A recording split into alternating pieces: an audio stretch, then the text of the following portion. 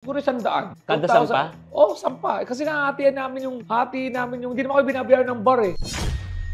Yung paresign na ako sa Accenture, sa sobrang takot ko na magutom. Kasi siyempre dumaan tayo sa hirap eh. Gabenta pa ako ng pack lunch. Artista na ako nun sa Eastwood to. Meron ka bang system or format na pag-formulate ng comedy? Parang joke? Nakipag-away ako sa asawa ko. Tapos, ang wife ko, ang #1 contributor, dami naglumalapit sa akin, di ba naiinis sa asawa mo? Sabi niya, parang maiinis sa pinagkakabuhayan niyo. In fact, hindi naiinis ang asawa ko. Contributor pa siya. Gano'n siya ka-contributor? Matinding away. Hihinto yan. Whoop! Nakakatawa to ah. Sulat mo to ba? Sabi niya? Oo. Totoo, seryoso ka? Oo. Matinding away to ah. Bilang hihinto siya. Sandali. Sulat mo muna to, nakakatawa to. Tapos pagkatapos sulat mo, tapos tarantado ka talaga eh. Mahirap yumaman sa comedy. Ako, ayan ang gusto kong topic talaga dahil magandang example yung... Usapang pera at kwento ng buhay. Pera at buhay. With Chinky Tan. Real stories. Real life. The views and opinions expressed by guests on Chink Positive are their own and do not necessarily represent those of the producers, hosts, or network. Chink Positive is for entertainment and informational purposes only, while guests may share insights on financial and business topics. This does not imply endorsement of any products or services. Viewers should perform with their own research. Mga kaipunaryo, today we have a very special guest. Isang tao kayang gawing katatawanan at comedy ang lahat. Pati na rin ang gastos sa kuryente at tubig. Grabe. Siya ang hari ng punchlines. Siyempre naman, master ng kwentong may hugot at #1 lang naman sa Netflix. Sensation sa tamang panahon. Pero seryoso pag-uusapan natin, nag-iipon ba siya talaga o tatawanan na lang niya pag wala siyang pera? At paano natin minomonetize talaga itong comedy na ito? Kung may mga katanungan kayo, sasagutin natin ngayon with Mr. Alex Calleja! Hello, thank you for inviting me here, Pinky. Idol sa Ipunaryo. Ay, oo naman. Pero pagdating naman sa pagpapatawa at saka komedya, talagang idol na idol ka. Uy, marami kasing nagsasabi, ganito. Ngayon lang talaga sumikat yan. Pero hindi alam ng karamihan ng tao na talagang matagal ka nang nagpapatawa. Oo, matagal na. Bago pa sa showbiz, nagpapatawa na talaga ako sa mga iba't ibang lugar.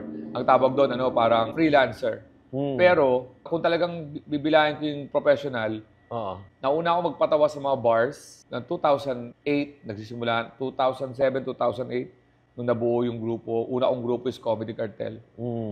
Pero putok na nun yung comedy bar ng mga gay comedians. Yeah. Kung saan nagsimula sila Vice Ganda. Yun talaga ang totoong kilala dito na stand-up comedy kasi yun ang sikat, no? Pero may halong kanta yun. Hindi siya yung typical, hindi siya yung stand-up comedy na sa Amerika na monologue na mag-isa lang. Tama. So, ang simula ko yun, stand-up sa mga bars. Pero unlike sa comedy bar nila, Vice Ganda nun, tao sila, punong-puno. Kami, 3, 5. Talaga? Oo, hindi pa nila alam na magsasalita ka lang. Oo, Nag-expect sila kakanta. Oo. Yun ang sinet na gay comedy bars kung tawagin namin yun para lang identifier. Of course, hindi siya parang uy, mali, hindi. Yun yung talagang kilalang comedy dito. Tama. At may market talaga yun. So kami naman, ang binibigay naman namin yung alternate na parang kami naman yung solo, walang kanta, kundi 10 minutes, 15 minutes. At saka wit ang ginagamit talagang wit lang. Yan, may mga, sila para variety show. So yun yung namin, parang ang goal namin, magbigay tayo ng alternative. Noong 2008, during that time, more or less, magkano ang kinikita? Di ba? Siyempre. Kaya nga ako nasa corporate world noon. IT programmer ako noon. Nag-IT ka? 8 to 5 job. Tawag namin doon 8 to 5. Ngayon, 9 to 6 na. Ngayon nga, wala nang oras. No? Pero may day job ako kung tawagin. Oo. Ang kita ko lang sa sa stand-up noon, siguro 100. Kada sampa? Oo, sampa. Kasi hati namin yung, hindi naman kayo binabayaran ng bar eh. Kung ano yung bumuntang tao, magkano ang ticket noon? 50 pesos. O 5 kami. O pag may noon na 5, 250. 250. Di 650 kami. O yun, nagsimula ako ng ganun. Akala mo talaga walang pag-asa. Pero sinaga namin kasi nga, nung panahon na yun, parang may trabaho naman ako sa gabi. Tingnan lang natin kung hanggang saan to. Siyempre, yung material namin, konti pa lang. Kasi siyempre, sulat kami ng sulat.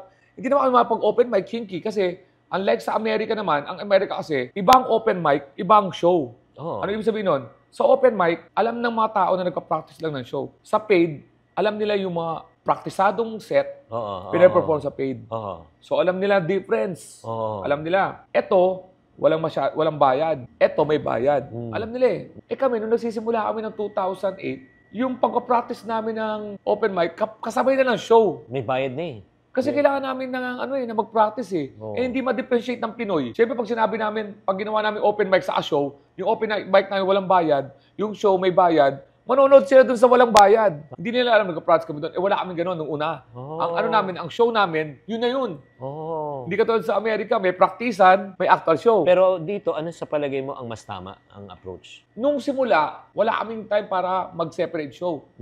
Kailangan namin kagad magpakitang gilas. Ang problema, hindi kami makadevelop ng mga bagong material. Eh kasi nga dapat nakakatawan na kung hindi Oo, ka babalikan. hindi lang. Siyempre, linggo-linggo ay mag-perform. Una, mga support na kaibigan. Siyempre, kaibigan mo, pag nakakalata na, pag paulit-ulit na yung Oo, joke mo, luma na eh. 3 linggo na sila nanonood. Ganun pa rin ang joke mo. So, nawawala. Tapos, bilang magpapahinga kami, ito susulpot na naman. So, ganun na nangyari, no? Fortunately sa akin, mabilis ako mag-ano. Kasi ang ginawa ko, hindi ako pure American stand-up. Nag-combine ako ng Pinoy. May ad-lib. So kahit nagpa-process ako ng joke, may ad-lib ako na parang style sa mga gay comedy bar. Yun na ipag-usap ako sa tao minsan. Mabilis ako magsulat noon kasi writer ako, kaya nakapasok ako sa showbiz. Oh, yeah. Talking about writing. Nagsusulat ka na ba prior to 2008 or after 2008? Hindi. Dahil sa kakasulat ko ng jokes ko, natuto ako magsulat. Okay. Kaya nung pumasok ako sa showbiz, nung tinanggal ko na yung pagiging IT programmer, kasi layo niya eh, comedy and IT. Ang pinagsabay ko, stand-up comedy and showbiz. Okay. Yun, medyo nagko-complement yung ginagawa ko. Tama. So pagpasok ko sa show business, bukod sa on-cam, nagsusulat din ako sa mga TV shows. Going Bulilit, comedy yun. Bakit ko ginawa yun? Sulat ako sa comedy, Going Bulilit. Hindi pwede sa Going Bulilit. Yung sulat na yun, ginagamit ko sa comedy. Stand-up comedy ko. So it works. Pero ito lang, curious lang ako. Kasi maraming taong nakikinig at nanonood ngayon, meron silang day job. Pero meron silang passion project, just like yung ginagawa. I think it's a passion project muna eh. Hindi naman talaga career at profession eh. Pero kailan mong sinabi, siyempre regular, may bayad to eh. Kailan mo sinabi, uy, pwede na ako mag-full-time dito? Kailan mo iniwanan yun? Paano yung transition? Napakaswerte ko, Chinky, kasi isang malaking kumpanya ang Accenture. Kaya lang, dahil ako rin nag-host sa kanila, ako rin nagpapatawa sa kanila, aaminin ko, yung skills ko is average. In terms of work, pero meron akong gifting, speaking skills na nagagamit ko to talk to the boss. So alam ba, all things equal, nabubudol. Alam ba, all things equal, mas magaling ka sa akin sa pagtatrabaho. Pero nababenta ko yung skills ko. So I was able to convince them na pwede ko mapagsabay yung trabaho. So nung magre-resign na ako, ay nila ako pag-resignin kasi work-life balance daw ako eh. Ako raw yung nagbibigay ng inspirasyon na pwedeng magtrabaho at pwedeng sundin yung passion. Pero nagawa ko lang yun, napagsabay ko lang siya 2 years. I have to give up, no? Paano ko nalaman gi-give up na ako? While doing hindi ako nagpabaya, Ang ginawa lang kaya ako swerte, hindi pa uso work from home noon. Nag-request ako magre-resign ako kasi hindi ako makapasok. Sabi niya, sige, you can work from home. Wow! So may 3 days akong work from home, may 2 days akong office. Nangyari na ako nung uma-absent na ako doon sa 3 days work from home na. Uma-absent pa ako doon sa kailangan ko ipasok. No? Pero ang talagang gauge ko is, kasi stable job tong IT. Meron kang benefits. Insurance. Siyempre, may pamilya ako, 2 anak ko. So insurance, healthcare, monthly salary. Kasi dito pagka ito, wala kang salary. No pay. Ito, may salary ka. Kahit na tinamad ka na isang araw, may salary ka buo. Yung nakukuha ko na sa showbiz, yung 3 times ng sweldo ko. Pero ito yung question. 3 times. Hindi, hindi isang buwan lang yan. How long na naging consistent? Yes. So, nung 2010 ako, pumasok sa showbiz. So, ang nangyari 3. Pagiging day job ko, pagiging showbiz, pagiging stand-up. So, 3 pinagsasabay-sabay ko. Nung nakita ko 2010, sabay-sabay siya. Nung nakita ko na 2 taon na yon, stable na ako na 3 times na yung job ko. Bumitaw na ako ng 2012. Nung binitawan ko isa, talagang yung psyche ko is to maintain yung tinira kong 2, is mapanindigan ko talaga na yun na. So, lahat ng mga actions ko is towards the retention or improvement ng 2 career na to, which is stand-up and showbiz. So, meaning, sinisigurado ko na pag matatapos na isang kong trabaho na, halimbawa, sitcom, ginawa akong parang tambayan ng hanapan ng trabaho yung ABS-CBN. Oo. Kasi ABS-CBN ako, hindi ako network contract ha, program contract lang ako. Oo, Hindi ako per napapatali. show yun, per show. Per show. Oo. Ang ginawa ko, dahil sa labas-pasok naman ako dun sa compound ng ABS-CBN, Nagtatanong ka. merong 12th floor. Ang 12th floor, yun yung mga tambayan ng mga executive producer. Yun yung office nila eh. Pag wala akong ginagawa, alam mo, naka-break ako, akit ako tatambay ako, maglalakad ako sa mga dahil kinakabig-kaibigan ko. Pagbaba ko, may dalawa akong Project. guesting. Oo. May ganun. Ganun ang ginagawa ko lagi. Pag alam kong, uy, mawalan ako ng work ha. Akit ako sa taas. Kumusta? Lex, available ka ba sa ano? Kasi alam ko, pag nagsimulang kumuha, ang trajectory ko, pag nagsulat ako dito, gagawa ko ng paraan na baka pwedeng mag-on-cam. Yan ganun ka rin ko. Writing, on-cam. Pag on-cam naman, kunyari, tatambay ako sa set. Yun ang nangyari sa akin kung ba't ako napunta-punta sa iba't ibang project kasi nire-recommend ako ng it's either mga crew or yung mga artista. So, pagkatapos kong bitawan yung day job ko, lahat ng actions ko or goals, ang goal ko is to retain yung dalawa ko because ang nasa isip ko lagi, desperate. Oo. Hindi ako, parang kala mo lagi, desperate ako. Yeah. Yung takang-taka sila, Alex, hindi. Kala mo lagi. Kasi alam kong ganun ka-fickle lang Yeah. ang showbiz eh. Alam mo, ito lang gusto ko sabihin, no, na alam mo yung parang sinasabi mo, really good entrepreneurial skills. Alam mo bakit? Kasi as an entrepreneur, you don't wait for things to happen. You make things happen. Diba? Hindi mo hintayin. Kunyari, walang benta, huwag mo hintayin. Lumabas ka. Gumawa ka ng paraan. That's number 1. Number 2, yung sinabi mo talaga yung yung gutom. Di ba doon nag-uumpisa ka? Gutom na gutom ka eh. Excited ka eh. Pero may problema ang ibang tao.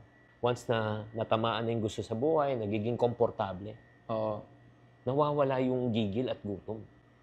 Yan ang hindi ko nakita ko na talagang kahit na marami ka ng project, gutom ka pa rin.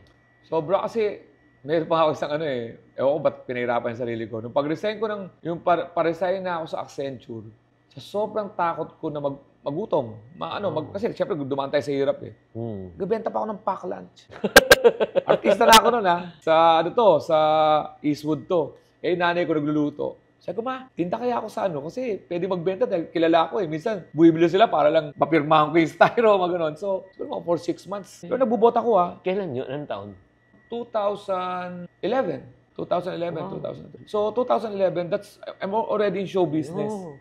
So, ang binibili ko siguro, ang laman nito is 50. Buwat ko yan sa isang building. Tapos titigilan ako ng mga tao kasi magpapapicture, pero bababa ko yung styro. Tapos ano yan, yung bibigay ko yung menu ngayon, Oo. dadalhin ko kinabukasan. Ganun na nangyari. Galing. Ginawa ko yun for 4 months, 5 months, ganun. Hindi ako naiiyak kasi mas nakakaya pag nangutang ka na sa kanila. Totoo. Totoo yan. Ano mas nakakahiya, mga kapatid? Mas nakakahiya pag wala kang pambayad ng kuryente. Oo. At mapuputulan ka na ng Meralco. At pag naputulan kayo, pag tinanong kayo, ba't wala kayo? Nagke-candlelight dinner kami, anong pakialam nyo? Diba? Alam mo, mas nakakahiya kung wala kang pambayad ng tuition, tapos kailangan pumirma ng promissory note. At ito pa yung alam mo, mas nakakahiya.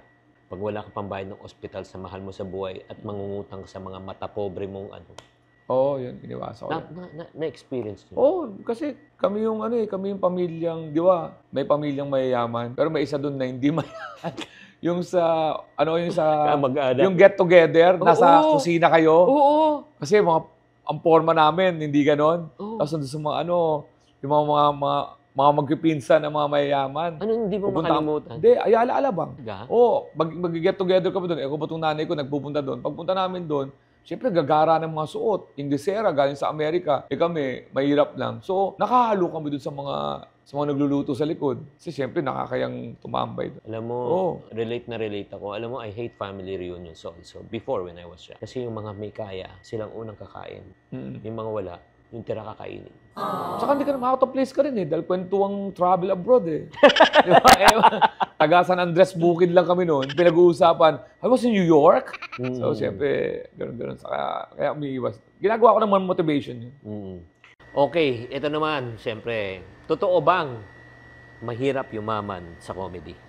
Naku, ayan ang gusto kong topic talaga dahil magandang example yung ako, Bago yan, ang magandang springboard na usapan natin, si Jokoy. May joke yan si Jokoy na sinabi ng mga Filipino comedians, ang bayad sa atin, flip-flop, saka chicken. Chinela, saka Manok. Siyempre, hindi ako na doon yung baka, ayun nga naman ang alam niya. na mura ang bayaran dito. Kaya gusto ko talagang itaas tayo mga komedyante, may pera. Of course, sa lahat naman ng larangan, may pera, equivalent sa talent. Magaling kang singer, tumataas yun. Lahat naman, di ba? Masipag kang empleyado, tumataas ang sweldo mo. So may pera kung talagang magaling ka. So dapat mo talagang galing. Naman talagang reward system ng buong mundo eh. Galingan mo para tumaas. So may pera. Noon, kaming mga nagsimulang mga komedyante, walang pera. Pero di ba kaya may tinatawag na mga nauna, naghirap para sa mga susunod na mga henerasyon. Huwag nyo na maranasan. So, hindi nyo na maranasan yung 3 tao, 5 tao manonood. Ngayon, meron ng mga taong na manonood kasi may social media na social media. Saka, ito katulad itong Netflix, lalong dumami nanonood. Hindi nyo na mararanasan. Ngayon, pag naranasan nyo wala nanonood, problema nyo na yun.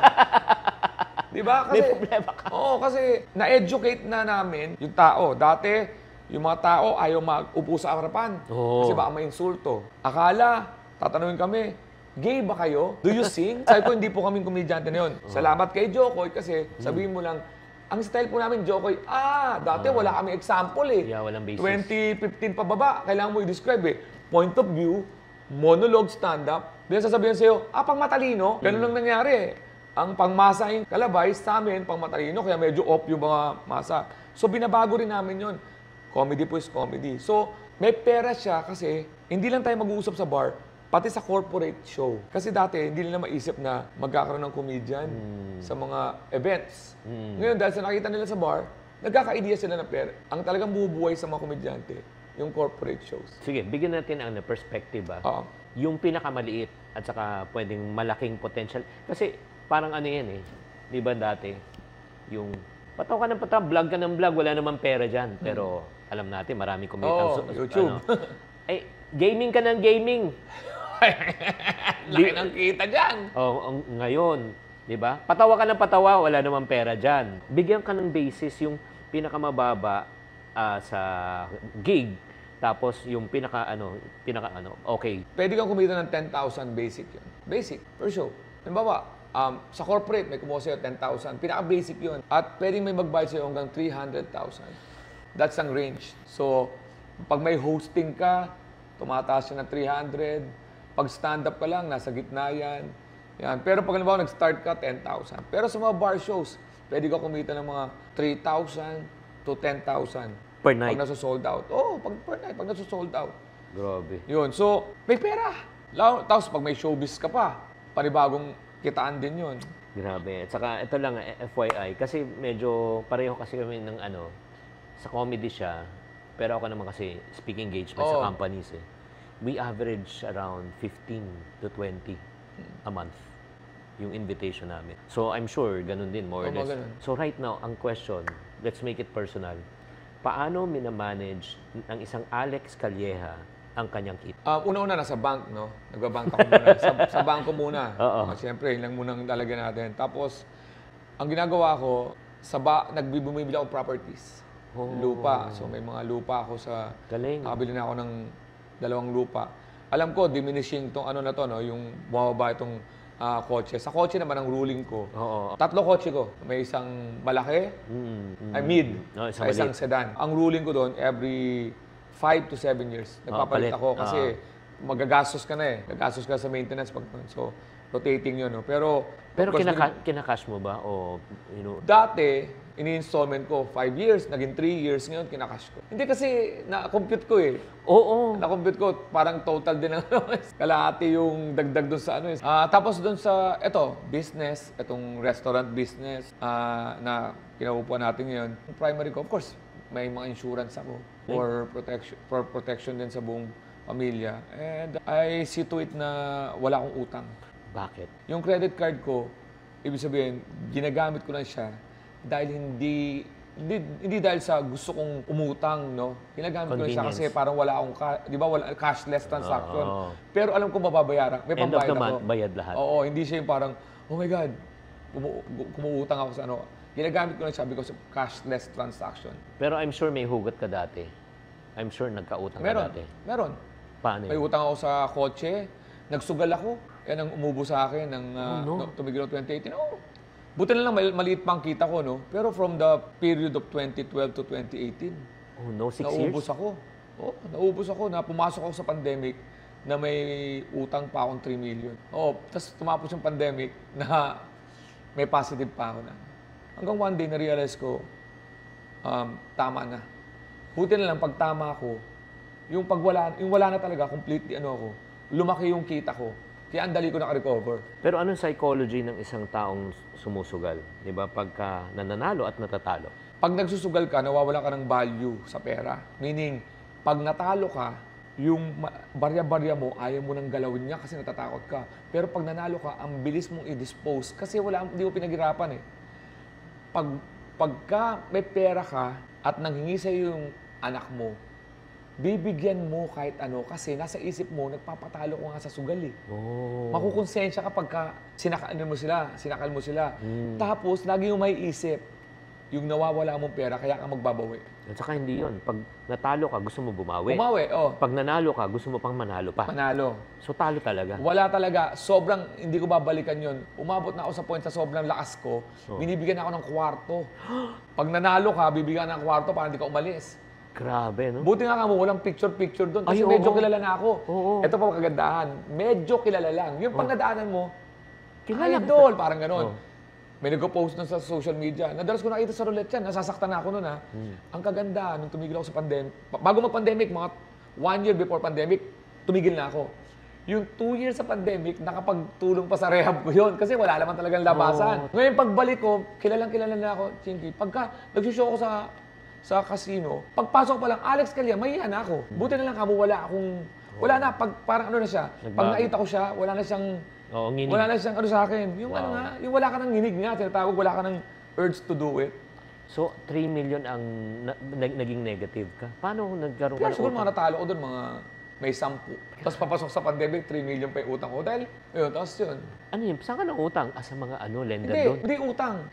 Yung credit card, di ba? May credit card. Pwede ka mag-advance? May mga utang ako, tapos nagpapagawa akong bahay. Sira ulo ko, nagpapagawa akong bahay. So, 3 million. Pero hindi ako nagkautang sa mga tao. Okay. Nagsugal ako nang inuubos ko yung kita ko. Ang tanong, paano kung hindi naging komedyante si Alex Calleja? Ano kayang trabaho niya? Ako talaga, people facing. Kasi nagturo ko 3 years. 3 years akong professor bago ako nag-IT. Nag-IT naman ako, 3 taon akong Comsci, maniwala ka sa hindi. Chinky. Ano ginawa mo doon? Nagpapatawa ka rin? Oo, kilala ako bilang comedy teacher. Kaya ang daming mga nagpapa-enroll sa akin mga Sige klase. nga, magbigay ka ng isang Halimbawa, nagtuturo ako. Sinasabi ko, may tanong ba? Pag may tanong, tapos mahirap yung tanong, sasabihin ko, yan ang assignment nyo. Para magalit yung mga classmates sa kanya. Tapos may mga pinagtatawanan ko yung mga pangalan. Di ba may mga pangalang Lord? Di ba Lord? Andiyan ba si Lord? Wala si Lord? Nasaan si Lord? Yan, mga ganyan namin. Grabe ka. Mapatawa yun, mapatawa ako. Magsusulat ako sa whiteboard ng salita. Halimbawa, yung 370 equals 13.20. Sabi ko, equal yan. Siyempre, sisirusoy ng mga classmate ko. 370, lagyan nyo na lang ng card yan, baka magka-card yan, equals 13.20. Paano naging equal yun? Pagka nakuha nyo yan, may mga ganun. So, Anong course? Anong subject mo? AI, may mga AI ako. Kailangan ng mga math yan eh. Artificial intelligence? Oo, nagkatuturo ako doon. Ang thesis ko, Artificial Intelligence, Game with AI. Tapos, anong sagot doon? 370 equals 13.20. 370, 370. 370. Yung 13.20, 370. 370, 370. Mga ganun. Kaya tuwan-tuwa, hindi nila ako makakalimutan. Mga ganun, ako nag-host ng mga basketball. So, kung hindi talaga ako naging komedyante, sa sales, sa turo, sa sales, kasi nakakamaano ako magsalita talaga eh. So yun, kung talagang ganun na naisip ko. Pero alam mo... O kaya baka leader ako na isang kulto. Ako. Oy, lagyan natin ng card dyan na na may image na to. Hindi, alam mo, Alex, honestly, yung binigay sa yung talento ni Lord, na nagamit mo talaga eh. Ano yung talent na binigay sa iyo aside from good looks na wala naman? Sa tingin ko, yung manner ko magsalita, malakas yung boses ko na nakaka-capture kay audience. Tapos may delivery ako na nakakatawa. Tapos may facial expression ako na nakakatawa. Alam mo sino kahawig mo? Sino? Si Mr. Bean. Mr. Bean. hindi ko talaga Grabe. yan. Ito yan, guys. Ito lang. Ito, pinanood ko yung Tamang Panahon. Sabi ko, si Mr. Beast, oh. Yung di ba, yung parang pag nagre-react ka sa audience, natatawa sila, hindi lang sa delivery, pero yung tingin mo Oo, may ganun. So, naswertehan ko yung ganun. Tapos yung nakakita ko na nakakatawa sa mga bagay na seryoso. Yun yung sinasabi ko na merong natural. Dalawa kasi ang atake sa comedy. It's either naturally you have it, or pag-aralan. Pero daig talaga yung inborn. Kaya anong advice mo naman sa mga tao na gustong pumasok sa ganito? Wag na, dagdag pa kayo sa laban. Yan na lang kayo sa ginagawa niyo. Huwag niyo na kami pakilaban ni Chinky dito. Grabe ka. Wala kayong makakukuha dito. Kwento lang namin to, pero ang hirap nito. Ay, hindi. Ito lang. Hindi, balansehin natin. Nagpapatawa lang yan. Pero ang dami niyang tinutulungan na mga nag-uumpisa. Kwento mo. Lahat ng mga comedians na under the comedy crew is iba't ibang mga din yan, may mga day job din, no. Pero ang tinuturo ko sa ila yung kunin niyo yung comedy niyo through your personal experience para mabilis yung proseso. Huwag kayong magpre-pretend na someone else, matatagalan kayong magsulat, no. So yun, seriously speaking, kung halimbawa gusto niyo pasukin itong larangan na to na komedya, kung halimbawa gusto niyo yung stand-up ko, kunin niyo ang material niyo according to your experience, personal experience. Yan, para yung comedy niyo, hindi magagaya ng iba. Kasi personal yun eh. Oo. Madali siyang tignan, pero it requires a lot of practice. Ano to output ng pagsasalita namin eh. So kahit output, kailangan mo ng input. So kailangan you have to be observant, you have to read, you have to talk, para yun ang pang-input. Meron ka bang system or format na pag-formulate ng comedy? Parang joke? Nakipag-away ako sa asawa ko. Tapos, ang wife ko, ang number one contributor, dami naglumalapit sa akin, di ba naiinis sa asawa mo? Sabi niya, paano maiinis sa pinagkakabuhayan niyo? In fact, hindi naiinis ang asawa ko, contributor pa siya. Gano'n siya ka-contributor? Matinding away. Hihinto yan. Whoop! Nakakatawa to Sulat mo to Sabi niya? Oo. Totoo, seryoso ka? Oo. Matinding away to bilang hihinto siya. Sandali. Sulat mo muna to, nakakatawa to. Tapos Baka makalimutan. Sulat mo, tapos tarantado ka talaga eh. Totoo to, experience na to. May isang joke ako. Ito, hindi pa ito nilalabas ko pa lang to sa iba. Pero to anong mga nakikita kong saan ko pinagkukuha ng mga joke ko? Asawa ko is number 1. My kids are nasa bahay lang. Eto nagtatype ako. Sabi ko sa asawa ko, buka dito, gusto magpaka-sweet. Buka dito. Anong sabi ng asawa ko? Wag na, tumataba ako. Baka mabigatan ka, mapilay pa yung hita mo. Akala ko joke. Joke time, di ba? Thinking joke time. Comedian ako eh. Sumundot ako. Oo nga, no? Baka pag bumagsak tong upuan, madurog pa tong upuan. Sabi ng asawa ko, di tapos ang biruan. Ganong kaikli ang biruan. Tapos sabi niya, sulat mo to! Tapos, anak ko naman, tatawagin ko. Ayaw magsilabasan. Nalalaro kala mo may mga nagpatayan sa loob eh. Pare, patay ako, tabi. Ang gagawin ko, bubunutin ko internet. Labasan, akala mo, Daddy, ano nangyari? Sabi ko, ang lalaki nyo na. Nung huli ko yung nakita, lilit nyo pa. Kailangan ko pang bunutin ng internet para lumabas kayo Sunog, lindol, wala, hindi lalabas yan. Tanggalin mo yung internet, labasan. So, yung comedy is nasa paligid. Kailangan mo lang tignan paligid. It's sad sometimes. Why? Kasi ang away is sad, di ba? Pero pagka kinumbert mo na yun sa comedy, napapakinabangan namin yung comedy. So, lahat ng karamihan sa mga jokes are sad ang origin. That's why some of the comedians are depressed because you have to manufacture that comedy coming from a sad. So, tatanggalin mo yung sadness. Sige, ito naman tanong. Comedy versus content creation. Ano mas maganda? Ako, ang tingin ko sa kanila, they complement each other, no? Yung iba kasi, content lang eh. YouTube lang sila, doon lang sila, di ba? They create pranks, they create content. With I respect the hustle, Ako, lahat tayo, never mo marinig na, Pero, ako, ang ginagawa ko, core ako, nagpo-focus ako sa core ko, which is comedy. Hindi ako lalayo dyan. Galing. Hindi ako papatol sa hindi ako strength. For example, nag-guesting ako sa mga teleserye.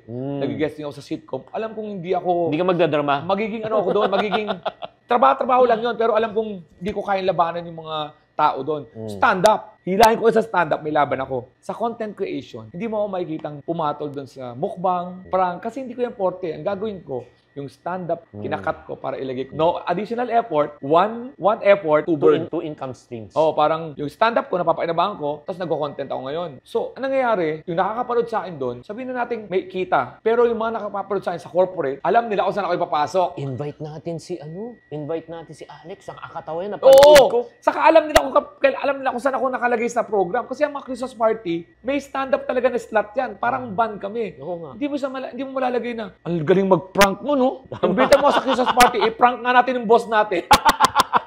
So, alam nila kung, baka sa singer, singing yung nilalagay ko, kaya alam ng mga Galing. corporate. Pero hindi ba dangerous yan na sinasabi, ay nako, napanood ko na nga ng libre. Ba't ko pa i-invite? Same ano lang. Iba kasi ang live. Pag nagpunta sila doon sa bar shows, Galing. pag nagpunta sila sa bar shows, meron akong added na pinapakita na hindi makita sa'yo sa online. Papapuntay ko muna sila sa bar. Pag nakita na ako sa bar, parang iba pala ito pag live. Oo, di ba? Kaya ako, hindi ako nawawala ng passion. Kasi, Chinky, natin, alam mo naman sa show business, you're good till as your last performance. And that is positive always, ha. Kung masama ka, alam mo, masama yung performance mo, you're bad. As your last, tutuwa nga ako sa Netflix, eh. Bakit? Kasi sa lahat ng timing para mas maganda yung performance ko, doon pa sa big stage. Nagets mo? Sa pinakamagandang, yung parang sa worldwide. nagkatugma-tugma, doon pa yun sa big stage. Kasi kung halimbawa, doon pa ako pumalpak, di ba? So, medyo... In all fairness, guys, I've been following si Alex. Siyempre, pinapanood ko siya sa mga nung napanood ko yung Netflix, sabi ko, ibang klase. Number one, yung mga jokes niya doon, naitahi niya ng maayos. Shock na ako eh. Sabi ko, paano ginawa kaya nito? Yung parang, yung segue. Number two, maraming bago doon. Ang pinakamahirap na offense sa mga komedyante. And I also, ako mismo. Yung jokes natin, paulit-ulit minsan eh. Minsan, yung nag-auto, di ba pag may sinabing word, may auto tayo eh. Stock knowledge na. Oo, tapos yun pa rin babato mo, luma pa rin eh. Pero yung binato mo doon, karamihan, bago. Paano mo ginawa yun? Yun nga, ang ginawa ko, preparation. Una-una, hindi ko pinaalam sa mga audience na Netflix special to. Ayoko sila mag-pretend na tumatawa eh. Gusto kong magtumawa sila dahil nagbayad sila doon sa entrance. Oo. May bayad na entrance yun eh. Gusto ko, ang mga Pinoy, pag nagbayad ng entrance, patawanin mo ko. Oo. Nako. Oo. At no offense, Meta, ang Pinoy, ang pinakamahirap na patawanin. Totoo yun. Pag hindi mo napatawa in 30 seconds, titingin na sa cellphone, kakausapin katabi. Yan. So, ang ginawa ko doon is may mga practice akong joke sa iba't ibang lugar na hindi ganun ang pagkakadili, hindi ganun isang buo. Patse-patse. Tapos may plano talaga ako noon na itong gagawin ko. Kaya lang nag-adlib ako noon sa cannibalism. Sa audience eh. Ang dami. Na-trigger ako, tapos sumipa na ngayon yung years of Creative. practice ko. Wow. Nung nag-perform na ako, yung planado ko na sana ang mangyayari sa akin parang planado eh.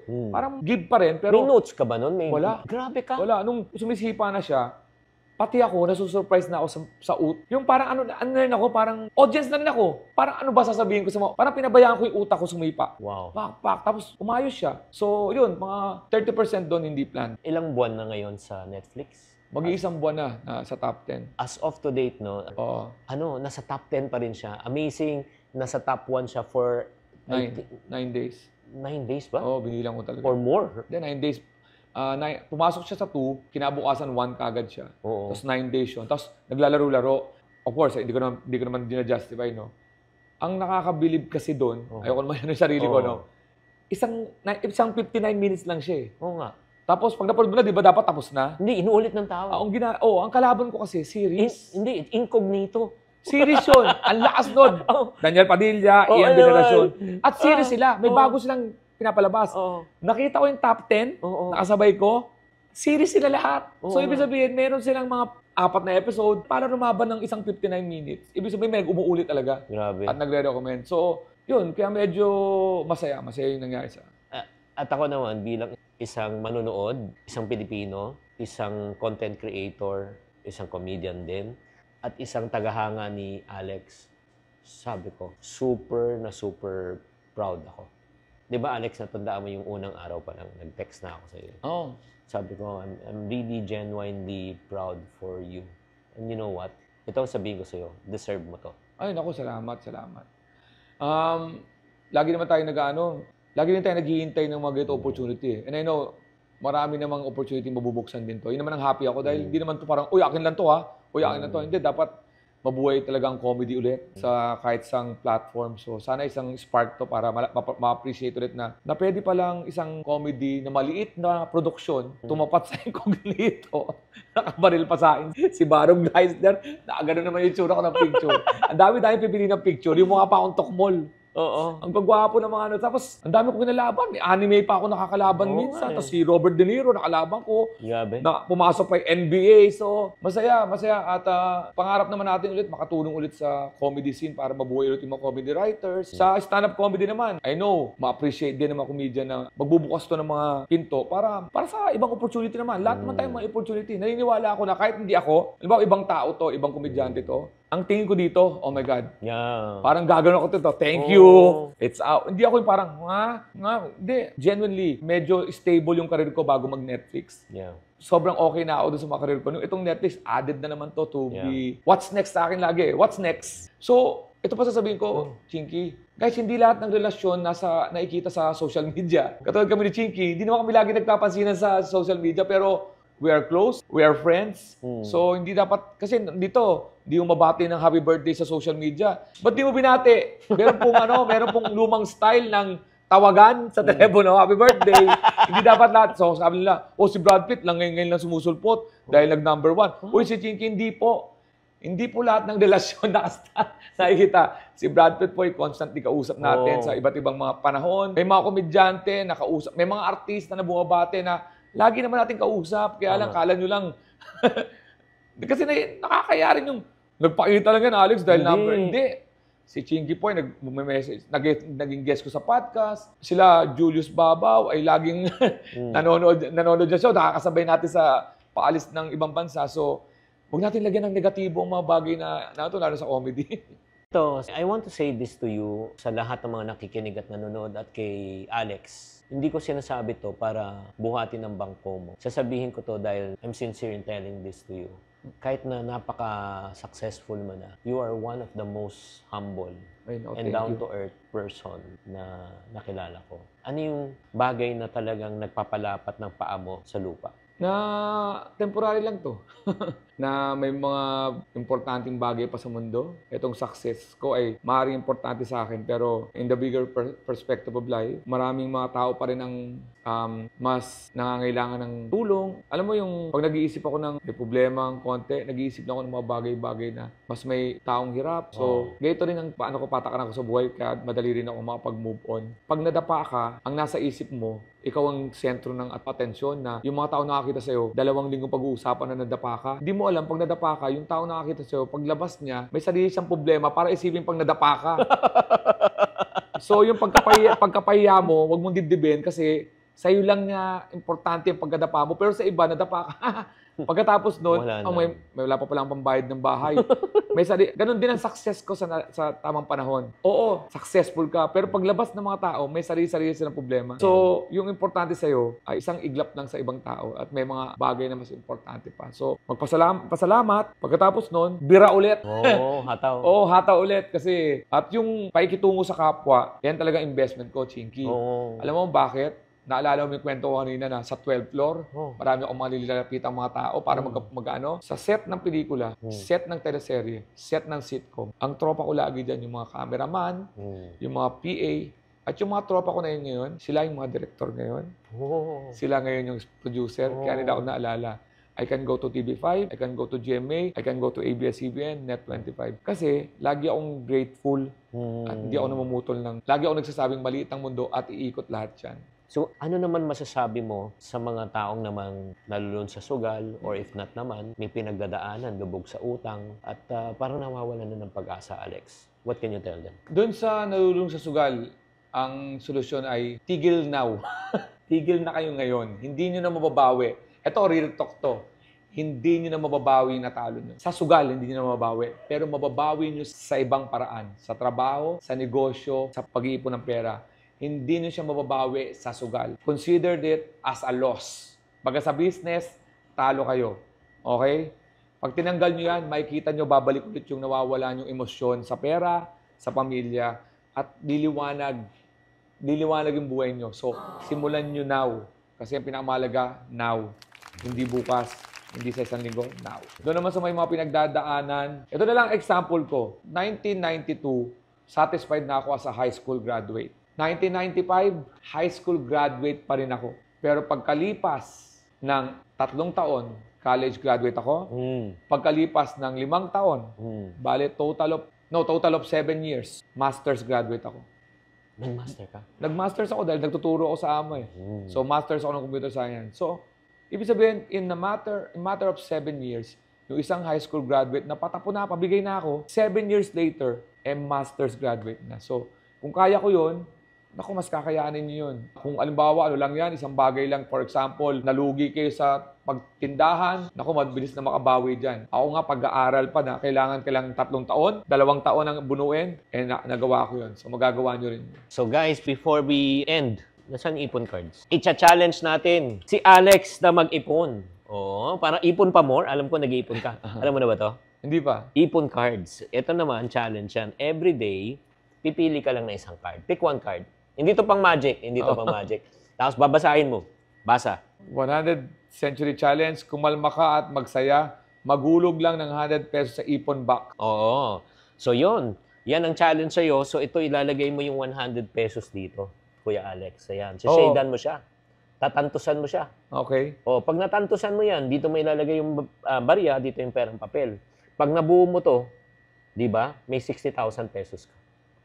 Talaga? Di ba? Tapos isulat mo dito, para saan ka nag-iipon. Di ba? So, araw-araw pwede kang pumili iba-ibang challenge dito. Iba-ibang challenge. At ako, may papakita ko sa iyo isang challenge na babagay sa iyo. Ito. Ayan. Basahin mo yan.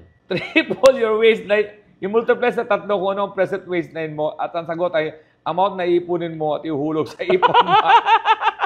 32 ako ngayon eh. So times 3, 96. Oh, di 100 pesos. Yan. Di ba? Ayan na. So, yan ang gagamitin mo para ma-challenge. Ay ba to? Oh, sa iyo. Sa Okay to, iyo. Thank you very much. So, ibig sabihin, bubunot ako araw-araw? Araw-araw. Para magkano yung amount na ilalagay? Oo, para sa anak mo, gawin yung game yan. Sige, sige. Maraming salamat, Maraming salamat, Alex. Naku, maraming salamat, Boss Chinky. Alam niyo naman na isa kayo sa mga idolo pagdating sa komedya. Oo. Lalo sa movies and television. Oo. Ngayon, nagtuturo na tayo tungkol sa pera. Di ba? Napakalayo. Yun nga, isang mga example yun, di ba? Sino mo akalain na pera yung pumunta? Pero yun nga, mga kapatid, sana naman na-encourage po kayo. Ay, by the way, please promote yung mga upcoming shows mo. Kasi, bebiyahe to. Sa May, nandiyan tayo sa Canada. May 23, Toronto. May 24, Winnipeg. May 30, Cold Lake. May 31, Red Deer. June 1, Fort McMurray. June 6, Victoria. June 7, Kelowna. And June 8, Toronto. Pagdating naman sa medyo late ng June, June 14, dyan sa Denmark. And June 21, dyan sa Amsterdam. At nasa Dubai tayo ng June 29. At sa Japan po, July 25, 26, and 27. AlexCalia.com and thecomedycrew.com po para sa mga details ng mga shows ko here and abroad. Thank you. Grabe ka. Dapat, while the iron is hot. No, yung memory. Oh, siyempre. Iba. Abnormal ka talaga. So, wala doon ko mga bank account ko. You're crazy. Ibang klase ka talaga. Tin number, nasa hotel. Hindi ko kaya yan. Well, anyway, mga friendship, if you like this episode, please comment lang kung ano nagustuhan nyo, ano natutunan nyo. And then, puntahan nyo na rin yung YouTube channel niya, Facebook channel, TikTok channel ni Alex Calleja para magbigay rin kayo ng pagmamahal at comment. Tatandaan, parati natin sinasabi, tamang karunungan, tamang disiplina po ang susi sa pagyaman. Pag namatay nga sa last will and testament ng amo, naku, you'll be buried alive pagkasama yun sa last will and testament.